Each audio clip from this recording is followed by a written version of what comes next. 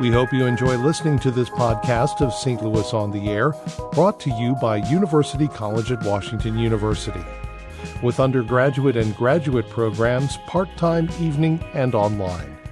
University College at Washington University, offering world-class education within reach.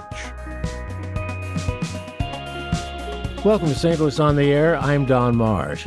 Every year, Sauce magazine selects some of the players in the area's restaurant world as ones to watch, young people who are making their mark in that world. The selections include Evy Swoboda. She has been named executive chef of The Last Kitchen, which will open in The Last Hotel later this year. The other one to watch is Dakota Williams, executive sous chef at Sardella. I recently sat down with them and Sauce managing editor Heather Hughes, who explained what the ones to watch is all about. Ones to Watch is our annual January feature where we highlight people in the food and beverage industry who are young, up-and-coming chefs or bartenders. We've done coffee professionals, just anyone related to food and beverage who we think is going to make it big someday. What did you see in the guests who are with us today that got them on that list? Well, it's an interesting question.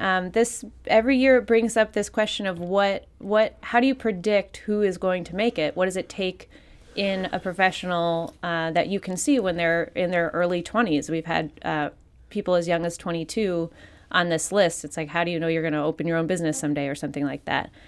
Today we have Evy Swoboda, Dakota Williams, who are both in the niche food group. And I would say Dakota, we have been aware of since 2016 when he worked at Pirano. He was just a kid, I think 21. 21 or 22, I don't even remember. And it was so long ago, right? Ages in 2016. But we tasted some of the specials he was doing. He was just in the kitchen there. I don't know the title or anything. I think it was not like on the line or something. And he started working on specials that we tasted. And we're like, who is this guy? Maybe we'll wait and see if he still wants to do this when he grows up a little bit. And then Evy was at Pastaria, and we became aware of her. I met her at an In Boca dinner that Ashley Shelton, who's the executive chef at Pastaria, was putting on, and she was also a ones to watch. And we talked to Ashley about her, and it was sort of like, oh, she's the next Ashley Shelton, who has come up. But she was an eater, young gun. And then after we featured her when she was at Pastaria, she took over Sardella for a little while. So we talk to loads of restaurateurs, chefs, business owners, and ask them who they're seeing in their businesses. And it means even more if they mention people in other businesses. So it's not like you're just benefiting from the press or whatever. And then we ask a lot of hard questions because it doesn't just take talent. And it just doesn't just take being a hard worker, and those alone are hard enough to find. But it takes the sort of drive, and we end up talking a lot about personality in making this list. So it's a tough choice every year, and luckily we're not short on options. We had 7 this time. You're not pulling names out of a hat. No, we talked about it all year. Well, Evy, let's start with you. I've read a little bit about you, and I was interested in the way you got into the business. You kind of elbowed your way in, didn't you? Yeah, to start with, you're saying? Yeah. I've always liked to cook my whole life since I was very small, and I know that kind of seems like a cliche thing to say. Like, I just always have loved to eat. I've always been really interested in food, and art even. For me, it was kind of a creative way to express myself at home. And when I graduated high school, I knew what I wanted to do. My father wanted me to get a 4-year degree because he's a very smart man. So I went to school for a little bit, and as I was working, so I kind of just pushed myself into the first kitchen. I moved to the Lake of the Ozarks. And then from there, I just built a relationship with the chef, and it's a very small world once you get in the industry. That person knows somebody in Colombia, and from there I moved to my sous chef knew Brian Moxie, who I started working for at Pastaria. I ended up getting my hospitality management degree from Forest Park when I was a sous chef already at Pastaria, and so I kind of fine-tuned some of my management skills. But otherwise, I've always just learned on the job and read a lot of books and practiced a lot at home. Learn from the people around me. One of the things I read about you in Sauce was the fact that you had to fake it at the beginning. There were a lot of things you didn't know, but you convinced people that you did, and that's kind of the way you got in. Yeah, my first job, the chef hired me on the spot, but HR didn't want to hire me. And so I had to kind of beg my way through there without getting him in trouble. And look at you now, as they say. Yeah. Dakota, how about you? What is your story? How did you get into it? I'm constantly hungry. So I knew that when I was younger that I would have to find a job that I could eat at, because when I get angry, it's all because of hunger. And everybody knows that at work, so they just know to feed me at this point. And I was doing fries at McDonald's, and my friend called me and asked me to come dishwash at a restaurant that was around town. And I started dishwashing there, and then they slowly promoted me up to line cook and prep cook and doing various things around there. And then through culinary school, one of my instructors actually used to be a sous chef for Gerard. She never told me until I started trying to work for him. That's Gerard Kraft, by the way, yes. The well-known Gerard Kraft. And I staged at Brasserie and then staged at Pasteria under Michael Petrus and worked next to Evy and then just worked my way through the company through there. I've always wanted to just keep pushing to make great food. I mean, it was always a creative outlet. There seems to be kind of a typical story for people in your field. I mean, working the way up the ladder. You don't start at the top or in the middle. You start making French fries at McDonald's or something like that. Yeah. Yeah. It was a fun thing to do. It was always something that I've always cooked at home, so just doing it now as a profession, it really doesn't feel like I've ever had to do. Yeah. Exactly.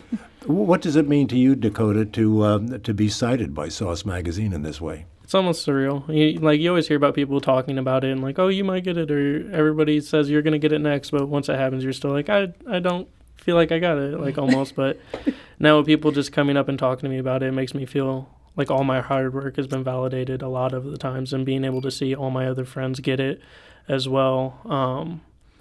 Growing from the bottom, starting at the bottom and working your way up with these people to see it is really awesome to see. Yeah. How old are you, if I may ask? 24. 24. Heather, that's pretty young to be where he is right now, isn't it? Yeah, it really is. And it takes a lot to get that kind of attention at such a young age. I think the way that you hear Gerard Kraft, the owner of Niche Food Group, who owns Sardella and Pasteria, talk about these two, it takes a lot to stand out. And again, that takes both skill. It's sort of like a given if you make the ones to watch list that you are very good as a chef, if you're a chef, or very good at coffee, if that's what you do. But it takes more than that to get that kind of attention, where I know Evy, Ashley, and Gerard talked about how good of a manager she is, and how good of a personality she is in managing a kitchen, which is a really hard, high-stress thing to do. And if you're going to go to those higher levels in this industry, you have to have those skills in every category. It's more than cooking, then, obviously. Yeah. Right. I obviously love food a lot, but I love working with people more. Yeah. What does this Ones to Watch award mean to you, Evy? Well, I mean, a year ago, a lot has happened in the last year, and it was kind of a crazy time last year when I got it, and I did Rising Star kind of at the same time. It was a little hectic. I was a little overwhelmed with emotion, but like Dakota said, it's pretty validating. You spend most of your hours of the week at work, and the people that you're surrounded with are your family, and so it's all paying off and realizing that you're in the right profession and you're doing the right thing. You just have to keep using it as a little bit of energy for your next step. Well, let's talk about life in the kitchen, if you will. As Heather indicated, it can be a tough place to work in at times. I've often heard that chefs are almost tyrannical, that they run their kitchen like dictators. Would you agree with that? The industry is changing a lot. It's almost unacceptable anymore to be running a kitchen like that. The industry, especially in St. Louis, is growing, and so people need good workers, and people aren't gonna stand to work for somebody that's dictating them around, or they're not happy being at work. So something that the Last Hotel, which we've definitely done at craft restaurants too, is hospitality to the employee. treating them first, making sure they're happy and understanding why they're there. Not everybody has the same goals and not everybody wants to be a chef, but by all means, if you do, we are more than happy to help you surpass your dreams. Are you Little Caesar in the kitchen, Dakota? No. I mean, when I first started managing, I definitely had like, this is my kitchen, my way. But as I've seen older generations like change, and they've taught me and been able to help me be happy at work, it's a huge difference. So trying to indicate that between everywhere that I go and work with and whoever I work with is a big thing. Being happy at work is the biggest part of it. So, well, there's a high level of collaboration in the kitchens too, isn't there? I mean, you don't do it all yourself by any stretch. I mean, we kind of have a joke in the kitchen that like the title really doesn't mean anything. We're all here to put out great food. So I might have the title, but just because you have a great dish idea, because you're not sous chef or executive chef, doesn't mean it doesn't go on the menu. Over the years, I think most people have associated chefs with men. Who are the better cooks and who are better at that job, men or women? I mean, that's very Depends on that. That's hard to answer. I mean, I would much rather prefer working with women 100% just because they're a little bit easier to talk to when you have an idea. They deal with stress a lot better. But I've also seen men have that exact same mentality. So to me, there is no real big difference between men and women in the kitchen. I've worked under great women chefs, including Evy. And I've also worked with under great men chef like Michael Petrus, Gerard Kraft, and Brian Moxie. All of those have different skill sets, and you just always try to learn from each other. Evy, I think I know what your answer to that question would be. It's funny because I really never thought about it. Yeah. And even when I was younger and wanted to be a chef, I never thought that this industry would be this large. And so now it's nor here nor there. Like there's just as many women as men. And I think that kind of just creating everybody on that equal level and getting rid of the, guy or girl situation is best for all worlds, like training and everything. So I don't think people are looking at it like that anymore. Heather, what do you see? I mean, you've visited a lot of restaurants and a lot of kitchens. What are you seeing with regard to gender? Like they said, I think the industry's changed a little bit. It was sort of structured after that military hierarchy, and it still has that in the kitchen, the way that authority is disseminated. But it is the conversation has changed. I've talked to a lot of chefs about that environment of screaming and just making people feel terrible if they mess up, and how everyone's really trying not to do that. And just because you're raised up, the older chefs and restaurant owners came from a slightly different time, just because they had to go through it. They don't want to keep that going. And like Evy said, I think there's more of a consciousness of hospitality towards your own staff, that if people are happy working for you, that shows in the service they provide to customers. And if they're not, that also shows. I think one great thing about the food industry is that at some level, it has to be a meritocracy a little bit, because the point is that the food is good. And if you have all these power dynamics in the kitchen, either you're good despite it, or it makes you make worse food. So you have to deal with that. I don't work in a kitchen, so I feel a little silly talking about all that. There's definitely happy food and sad food. Oh, yeah. You can definitely tell. Evy, how much opportunity do you have to invent dishes? Well, right now I'm creating all of the menus for the new hotel. I got to actually create the layouts of all of the kitchens. There's 3 full kitchens at the hotel, a banquet menu, we have a food roof. Sorry, we were working with the food roof downtown too, but we've got a rooftop pool and bar that'll have a little bit of a separate menu, and then our main lobby restaurant. So I'm making all of the menus. So I would say 100%. But in terms of creating a food dish, do you have the opportunity to do that, to come up with ingredients? I think A would go really well with B, but nobody's ever tried this before. Let's try it. Yes, and I also think that since I haven't been trained, and I have a little bit more creativity open, where I'm not doing exactly what I learned. Because sometimes if you learn something, it's easy to go right back to what you know is right instead of trying something new. And I think that for me and how I learned, that has worked to my advantage, being able to put things together that people normally wouldn't. And it's cool that cuisines are kind of merging now, and there's a lot more creativity happening. Dakota, how about you? I know from what I've read about you that you are pretty good at this. I try to be. I mean, there is no dish that goes on any menu I've ever been a part of that somebody else didn't have a say in, that could have tweaked it to make it a little bit better. Collaboration is a big must. As long as I am able to talk about ingredients that sound like they're willing to work, we're always trying new stuff and trying to not reinvent the wheel, but try to just put a new play or spin on something that we know for a fact has worked and will always just like attract people, but also try to do something new to get somebody to try something new. How do you test something that's new? You just try it in the kitchen, everybody tastes it, and you either hear good. If it's silent, normally that means something good because everyone keeps eating. But there's always that chance that somebody else is like, well, it's awful. Like, I don't want to eat this. Yeah, and it normally comes down to balance. So it's like if you have something that's just a little bit off, and we try, 5 people try it and say, needs just a little bit more acid or a little bit more or less salt. And it's all about balance, really. Good. Dakota, could you give me an example of a dish maybe that you've created that would entice our people to come and visit? I mean, that's also a hard one, too. I mean, any dish at Sardella, we've redid the entire menu over the past 3 months since I've came back from Nashville and everything.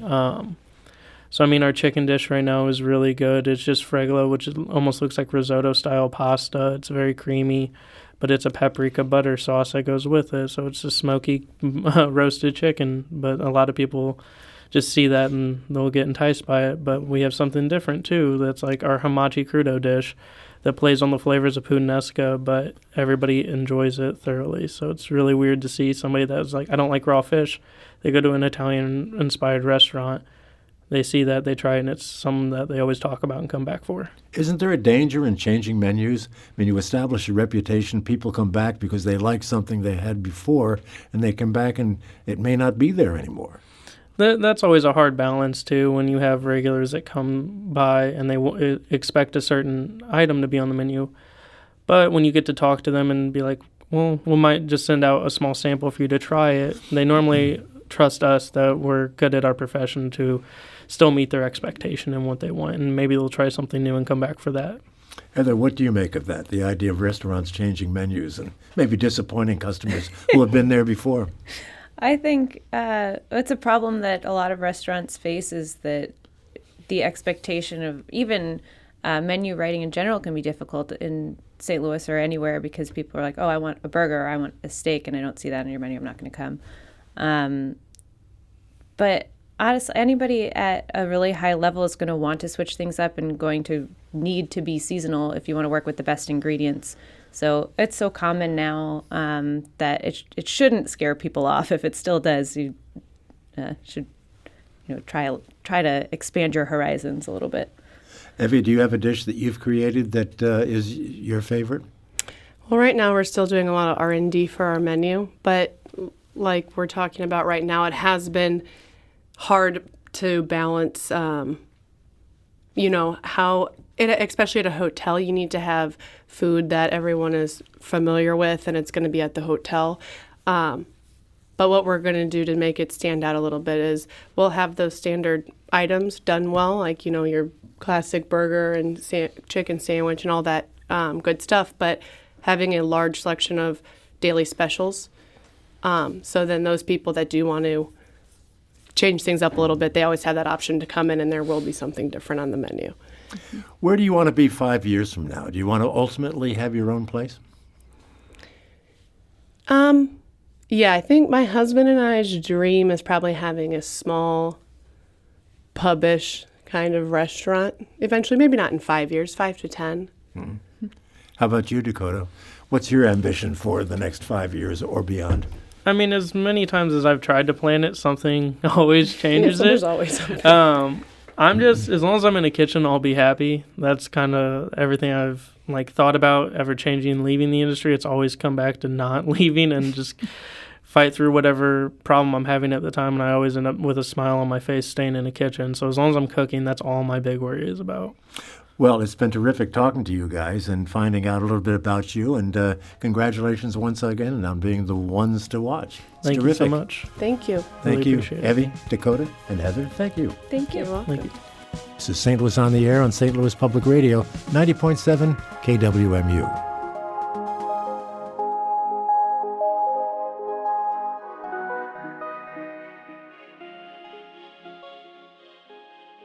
Support comes from Missouri Forest Products Association, committed to sustainable and sound conservation of the state's forests, which support more than 41,000 Missouri jobs, resulting in a $10 billion industry. ChooseWood.com.